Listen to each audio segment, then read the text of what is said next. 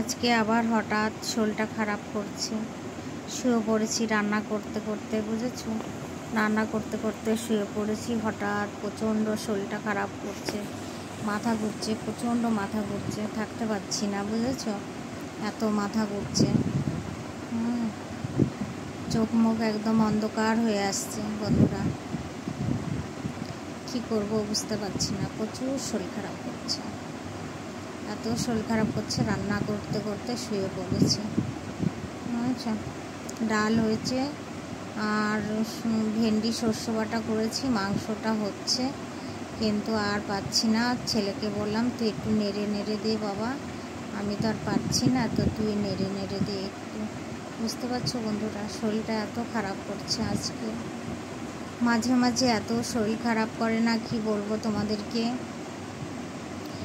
মানে থাইরয়েড জিনিসটা এত খারাপ বন্ধুরা, তোমাদেরকে কি বলবো জানো, এত খারাপ থাইরয়েড। মানে যার আছে, আমি বলি আমার তো দেখো, আমার আগে পিছে কোনো শত্রু নাই, এখন আনজানে আছে কি না আছে শত্রু আমি বলতে পারবো না, আনজানে। হ্যাঁ,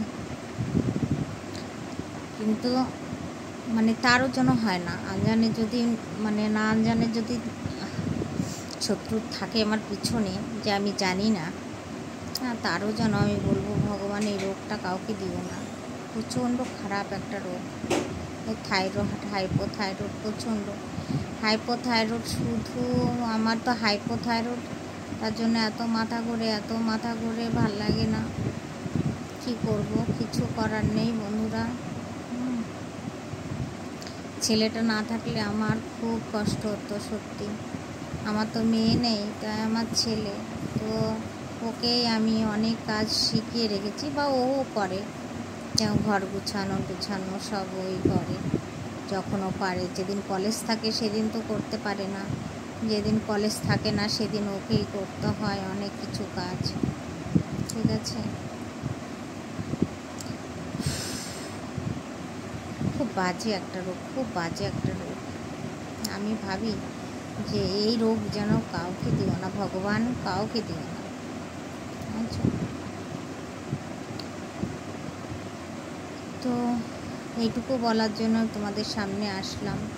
কি বলবো বলো, তোমরাও ভালো থেকো, সাবধানে থেকো। কি বলবো, করোনা আবার এদিক ওদিক ছড়িয়ে যাচ্ছে শুনছি, বুঝছো? তো চলো বন্ধুরা, ভালো লাগছে না, মনে হচ্ছে লাইটটা বন্ধ করে দিয়ে শুয়ে থাকি। ছেলেকে বললাম লাইটটা বন্ধ করে দে বাবা, তাই বললাম, দেখি কখন বন্ধ করে ও। ঠিক আছে, তো চলো, বাই।